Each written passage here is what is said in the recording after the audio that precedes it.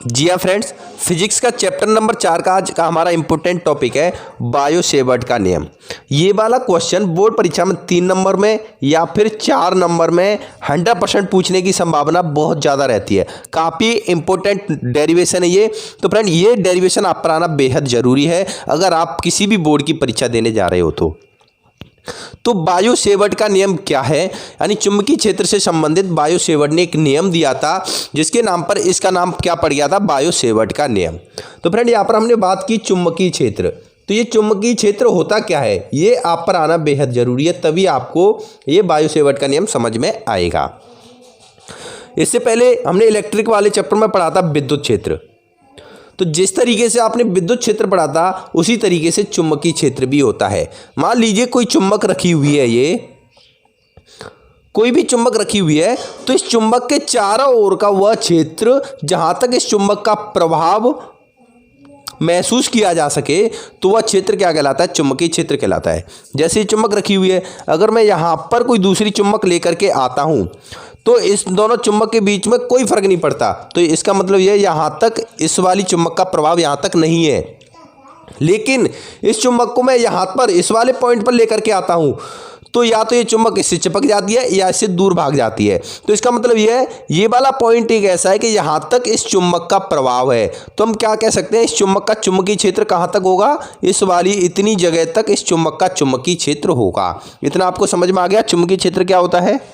अगर हम दूसरी भाषा में बात करें, कोई एक चुंबकीय सुई ले लें, मान लीजिए इस तरीके की कोई एक चुंबकीय सुई है, ठीक है, ये सर्किल है, यहाँ पर इसमें सुई इस तरीके से बनी हुई है। इस सुई को चुंबकीय सुई होगी, आपने देखी होगी कंपास सुई जिसको हम बोलते हैं, मैग्नेटिक चुंबकीय सुई। ये एक यंत्र आता है, चुंबकीय सुई आता है, आप मार्केट में लोगे तो कम से कम 150-200 रुपये में आपको ये मिल जाएगा।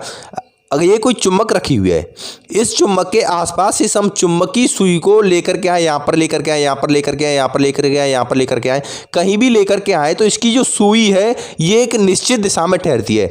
जैसे इस डायरेक्शन में यहाँ पर लेकर के आएंगे तो भी इसी डायरेक्शन में रहेगी, यहाँ पर लाएंगे तो भी इसी डायरेक्शन में रहेगी, यहाँ पर लेकर के आएंगे तो भी इसी डायरेक्शन में रहेगी।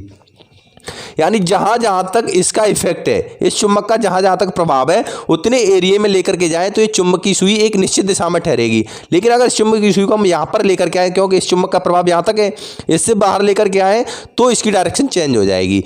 तो इसका मतलब दूसरी भाषा में हम इसे इस तरीके से भी कह सकते हैं कि यदि किसी दंड चुंबक के निकट एक चुंबकीय सुई को विभिन्न स्थानों पर रखा जाए तो प्रत्येक स्थिति में यह सुई एक निश्चित दिशा में ठहरती है।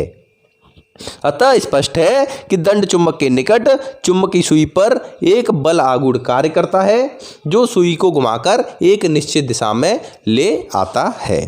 तो फ्रेंड, इतनी थ्योरी आपको समझ में आ चुकी होगी। अभी बात करते हैं बायो सेवर्ट ने क्या बताया था अपने नियम में। देखिए, बायो तथा सेवर्ट ने क्या किया था, कोई धारावाही चालक था, कोई तार हो सकता है, कुछ भी हो सकता है, कोई धारावाही चालक से उत्पन्न चुंबकीय क्षेत्र, इसके चारों ओर का जो चुंबकीय क्षेत्र था उसका उन्होंने अध्ययन किया तथा उन्होंने कुछ निष्कर्ष निकाले कि धारावाही चालक AB के 1 डेल्टा L के द्वारा उत्पन्न चुंबकीय क्षेत्र, यानी यहाँ पर मैं आपको देखिए डायग्राम के थ्रू समझाता हूँ।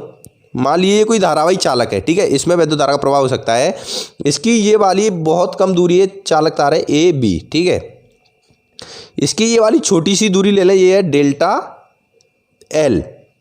तो इस छोटी सी दूरी डेल्टा L के द्वारा जो उत्पन्न चुंबकीय क्षेत्र है, मान लीजिए इतने से एरिया में चुंबकीय क्षेत्र होगा, तो इस वाले एरिया में यहाँ पर कोई बिंदु है P, ठीक है, तो इस छोटी सी लंबाई के द्वारा उत्पन्न चुंबकीय क्षेत्र में किसी बिंदु P पर इन्होंने चुंबकीय क्षेत्र का अध्ययन किया तथा ज्ञात किया कि ये जो चुंबकीय क्षेत्र होता है B, ये किन किन बातों पर निर्भर करता है। तो यही बायो तथा सेवर्ट ने बताया था। तो नंबर 1 में बताया था कि जो चुंबकीय क्षेत्र होता है डेल्टा B, यह चालक में प्रवाहित वैद्युत धारा के अनुक्रमानुपाती होता है। तो यहां पर मैं लिख सकता हूं delta B proportional to I।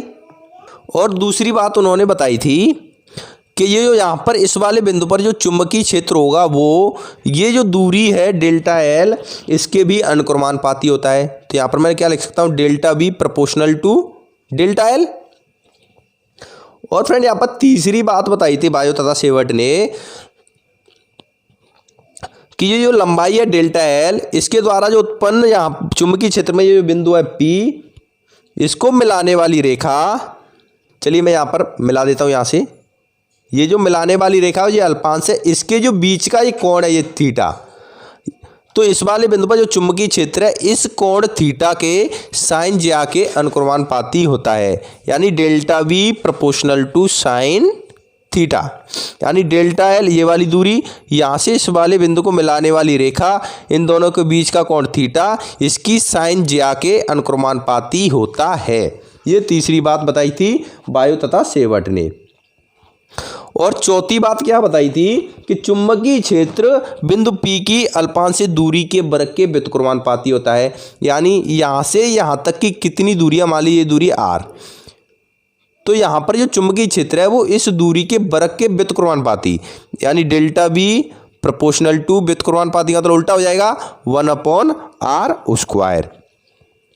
ये 4 नियम बायो तथा सेवट ने दिए थे किसी धारावाही चालक से उत्पन्न चुंबकीय क्षेत्र से संबंध में। अब देखिए फ्रेंड, इन चारों नियमों को अगर हम मिला दें तो क्या हो जाएगा, यानी डेल्टा वी प्रोपोर्शनल टू, इसका गुणा हो जाएगा आई गुणा डेल्टा एल गुणा साइन थीटा, और बटे में क्या है r², तो इसके बटे में क्या आ जाएगा r²। तो यहाँ पर हमें ये वाला फॉर्मूला प्राप्त हो गया। तो इस संबंध को हम क्या कहते हैं, बायो सेवट नियम कहते हैं। अब देखिए फ्रेंड, यहाँ पर इस अनुक्रमानुपाती नियतांक को हटाएंगे तो इसकी जगह पर एक कांस्टेंट वैल्यू आ जाएगी, तो डेल्टा बी बराबर आ गया μ0/4 गुणा I delta L sine theta upon r²। तो यहाँ पर हमें अभी ये वाला फॉर्मूला प्राप्त हो चुका है। तो फ्रेंड, इस वाले फॉर्मूले को आप नोट कर लेना, डेरिवेशन न्यूमेरिकल सॉल्व करते समय ये फॉर्मूला आपको बहुत काम आने वाला है। यहाँ पर देखिए μ0/4 क्या है, एक अनुक्रमानुपाती नियतांक है। यहाँ पर मैं लिख देता हूँ अनुक्रमानुपाती नियतांक है। और μ0 को हम क्या बोलते हैं, चुंबकशीलता। μ0 को क्या बोलते हैं, चुंबकशीलता। और बात करें μ0 की, जैसे इलेक्ट्रिक फील्ड में ε0 होता था, तो यहाँ पर चुंबकीय क्षेत्र है तो यहाँ पर μ0 है, तो μ0 की वैल्यू कितनी होती है 4 पाई गुणा 10⁻⁷ न्यूटन प्रति एम्पियर²। तो ये वैल्यू आपको याद कर लेनी है, ये वैल्यू न्यूमेरिकल सॉल्व करते समय आपको मदद करेगी। तो फ्रेंड, ये हो गया बायो तथा सेवट का नियम, बहुत ही सिंपल है। यहाँ पर सिर्फ 4 चीज़ आप ध्यान रख लो, वैद्युत धारा के अनुक्रमानुपाती होता है, अल्पांश दूरी के अनुक्रमानुपाती होता है, साइन थीटा के अनुक्रमानुपाती होता है, r² के व्युत्क्रमानुपाती होता है। इन चारों को मिला दो तो आपको ये वाला फॉर्मूला प्राप्त हो जाएगा। अनुक्रमानुपाती नियतांक को उठाएंगे तो इसकी जगह μ0/4 लग जाएगा। यहाँ पर ये μ0 क्या होता है, चुंबकशीलता होती है। μ0 की वैल्यू कितनी होती है 4 पाई गुणा 10⁻⁷ न्यूटन प्रति एम्पियर²। तो फ्रेंड, ये हो गया बायो तथा सेवट का नियम, काफ़ी इंपॉर्टेंट है, जरूर इसको नोट्स बना लेना, याद कर लेना। धन्यवाद दोस्तों।